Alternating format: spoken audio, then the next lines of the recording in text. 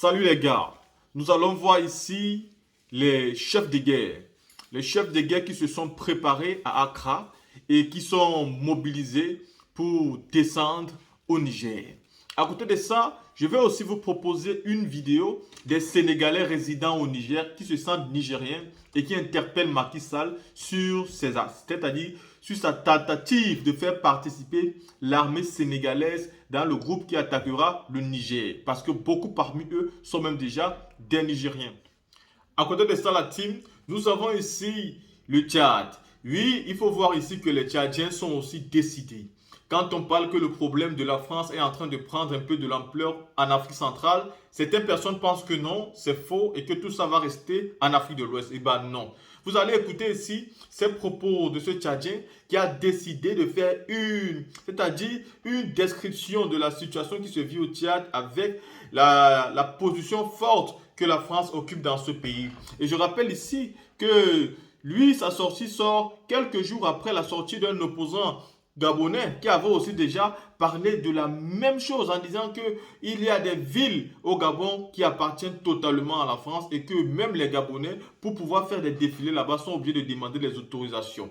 Chose qui a été déplorable. Nous avons dénoncé ça ici, mais nous trouvons toujours certains de nos frères qui estiment que nous faisons trop et que nous n'allons pas continuer à pleurnicher tous les jours. Vous avez même vu, il y a aujourd'hui des citoyens qui profèrent, des citoyens ivoiriens par exemple en Côte d'Ivoire, parce que eux, c'est-à-dire Alassane Ouattara et les pro-Ouattara, c'est-à-dire ce qu'on appelle les moutons de Ouattara, ceux-là ont pris la position aujourd'hui de faire comprendre à toute l'Afrique que eux, ils acceptent d'être au-dessous de la France. Tant qu'ils peuvent avoir des ponts et quelque chose, ils acceptent. Et vous trouvez donc des moutons d'aujourd'hui qui font la propagande de la France, qui nous disent que la France est une superpuissance, tout en oubliant que cette guerre que M. Ouattara est en train de déclarer est une guerre où on peut voir intervenir, bien évidemment, cette France-là. On peut voir intervenir la Russie, les États-Unis d'Amérique, bref, les Nations Unies. Et vous voyez très bien que sur les Nations Unies, il y a aujourd'hui les princes. Et dans ces princes-là, il y a la Russie, il y a beaucoup d'autres pays. Ce que M. Ouattara doit comprendre aujourd'hui, c'est que le mouvement est très très serré et qu'il ne peut plus espérer l'aide qu'il a eu hier. Parce que si ça se gâte, la France va d'abord sauver sa tête. Mais à côté de ça, la team, on ne va pas s'attarder sur les sujets pas du tout importants pour aujourd'hui. Nous allons regarder ces premières vidéos. Donc, la mobilisation des chefs de guerre de la CEDEAO qui vont descendre, oui, au Niger et aussi écouter cette vidéo des Sénégalais au Niger. Et pour finir, écoutons l'intervention de ce frère tchadien. La team, regardez. Une mission des chefs militaires de la CEDEAO à Niamey, l'idée est dans les tuyaux alors que l'organisation régionale privilégie la carte de la négociation pour résoudre la crise au Niger. Même si ce jeudi a débuté une réunion des chefs militaires d'Afrique de l'Ouest au Ghana pour discuter d'une éventuelle intervention armée contre les tombeurs de Mohamed Bazoum, la rencontre doit s'achever vendredi. Ses conclusions sont très attendues. Je voudrais rappeler à tous que l'objectif de notre réunion n'est pas simplement de réagir aux événements, mais de tracer de manière proactive une voie qui préserve la paix, promeuve la stabilité et défende les principes démocratiques dans toute notre région. Nous devons nous rappeler que nos actions collectives d'aujourd'hui façonneront l'héritage que nous laisserons aux générations futures. Le chemin qui s'ouvre devant nous n'est pas facile, il doit néanmoins être emprunté avec courage et détermination. Courage, le terme est lâché, tant des voix appellent à une issue pacifique, redoutant les conséquences d'une action militaire contre la junte nigérienne pour la région. Si les gardes présidentielles en Guinée et au Niger, j'utiliserai le mot « prennent en otage leur président », personne, et permettez-moi de le répéter, personne en Afrique de l'Ouest n'est en sécurité. La CEDEAO a décidé d'activer une force d'intervention pour rétablir l'ordre constitutionnel au Niger et exige la libération du président déchu. La balle est dans la main de la junte, le CNSP, au Niger. S'il se retire du bord du gouffre, l'option militaire ne sera pas nécessaire. Mais nous voulons les avertir que toutes les options sont sur la table et aucune option n'est écartée. Inflexibles, les militaires retiennent toujours prisonnier Mohamed Bazoum, qu'ils comptent d'ailleurs poursuivre pour haute trahison. Les ressortissants sénégalais expriment leur solidarité à leur pays d'accueil à travers une marche pacifique Il rejette toute idée d'intervention militaire contre le Niger. On a fait 10 ans. Nos enfants, on est ici. Nos maris sont ici. Nous, on est ici. Nous vivons Niger. Vraiment, on est très désolé de la situation que le CEDEAO veut prendre pour le Niger. Nous, vraiment, avec les Nigériens, on est des frères et sœurs. On n'a aucun problème avec eux. On se sent à l'aise. Et notre président même, il est au courant. À chaque fois qu'il vient au Niger, la communauté sénégalaise va le voir et on l'a dit qu'on a la paix ici au Niger. Nos dirigeants, ils ne devraient pas attendre pour qu'on sorte, pour qu'ils fassent sortir, communiquer avec nous. Ce n'est pas normal. On dit qu'on nous a envoyé des avions et chacune n'a qu'à inscrire sa carte d'identité. Tout ça, c'est faux. C'est faux. Ce n'était pas vrai. Mais vraiment, nous aussi, on nous tue, même on n'a qu'à nous tuer ici au Niger. Parce qu'on est des Nigériennes, on connaît le Niger, on a grandi au Niger, on a resté au Niger. C'est un pays musulman, un pays croyant qui aime surtout les Sénégalais. Hein? Surtout nous les Sénégalais. On remercie vraiment les Nigériens et on est derrière eux. Vive le Niger. L'intervention de la CEDEAO, nous, la diaspora sénégalaise au Niger, on est totalement contre. Parce que le peuple nigérien et le peuple sénégalais ne font qu'un. Nous sommes tous des Africains et nous sommes très bien accueillis au niveau du Niger. Donc on n'a pas de problème. On ne voudrait pas que des chefs d'État se réunissent et prennent des décisions qui vont impacter négativement sur nos conditions de vie et qui peuvent impacter négativement sur le peuple nigérien qui est un peuple ami et frère. À l'ambassade du Sénégal, lieu d'aboutissement de la marche, les ressortissants sénégalais, par le biais du secrétaire général de leur association, a remis un mémorandum à l'ambassadeur. Suite au coup d'État du 26 juillet au Niger, la CEDEAO et l'IMOA ont décidé de poser des sanctions à l'endroit du Niger.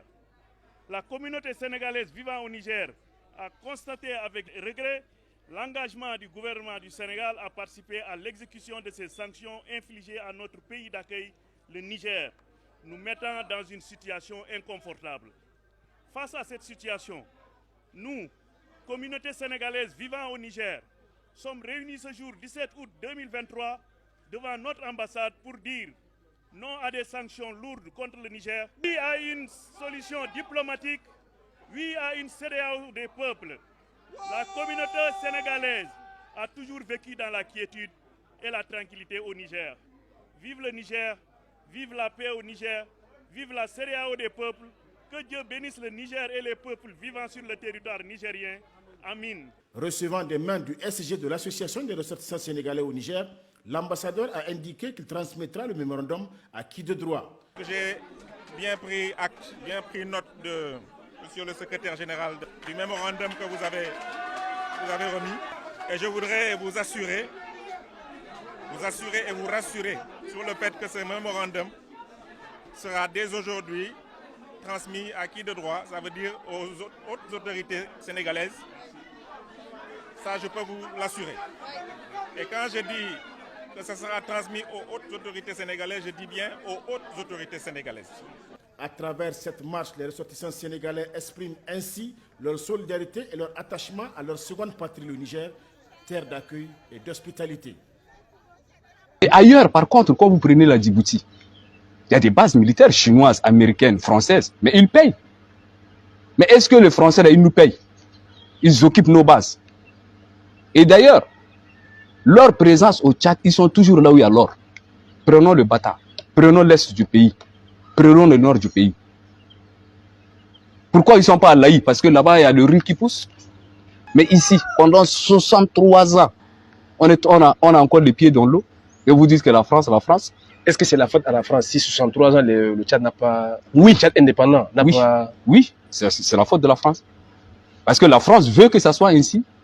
Et la France est toujours là pour placer ses intérêts au détriment des intérêts du paisible citoyen tchadien. Donc vous voulez dire que le sous-développement Le sous-développement, le retard qu'on a aujourd'hui, le meurtre, les meurtres, je dis, les assassinats.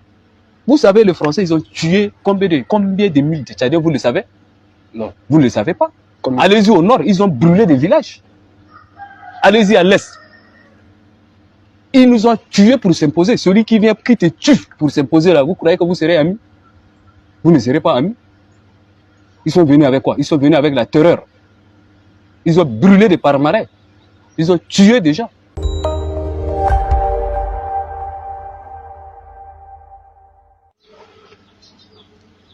Bonjour, conseiller Touloumine. Bonjour, Abderrahmane Moussa Amadaï. Dans une récente publication faite sur les réseaux sociaux, vous avez suggéré la révision des accords entre le Tchad et la France. Vous avez parlé des bases d'occupation militaire et de francs de la servitude à propos du franc CFA. Que voulez-vous dénoncer exactement?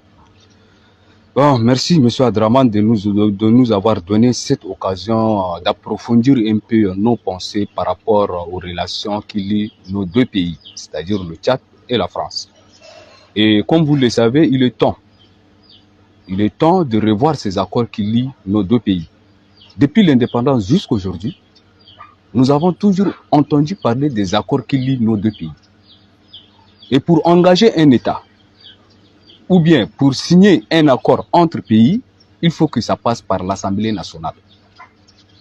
Il faut que les représentants du peuple puissent discuter de cela, mais force est de constater, depuis les années 60, je précise bien, depuis l'intervention française au temps de Ngarta, au temps de Maloum, au temps même du Sénabri, il n'y a aucun accord, y compris au temps du président Déby.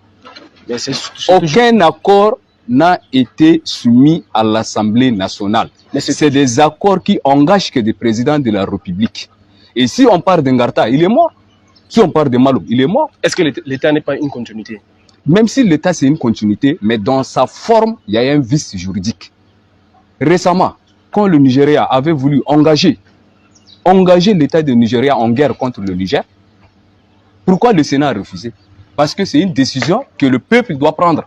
Les deux chambres, ils ont refusé. Donc aujourd'hui, moi je pense qu'il faut qu'on fasse le bilan. De 1960 jusqu'à aujourd'hui, nous ne connaissons pas les tenants et aboutissants de ces accords. C'est des accords